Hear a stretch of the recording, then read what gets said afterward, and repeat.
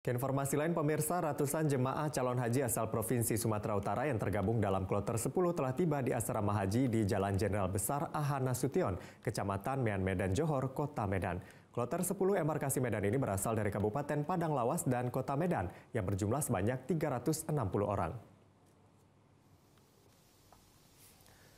Adapun kloter 10 ini akan menginap satu malam di asrama haji sebelum diberangkatkan ke Bandara Kuala Namu di Deli Serdang. Kedatangan para jemaah disambut oleh petugas penyelenggara haji, kemudian diarahkan masuk ke dalam Aula Jabal Nur untuk menerima pembekalan dan kebutuhan selama berada di Tanah Suci Mekah. Jemaah yang baru datang kemudian dicek kesehatannya mulai dari tekanan darah hingga penyakit, serta obat yang biasa dikonsumsi. Sebelum berangkat ke Tanah Suci, para jemaah ini akan melewati X-ray untuk memastikan tidak ada jemaah membawa barang-barang yang sudah dilarang masuk.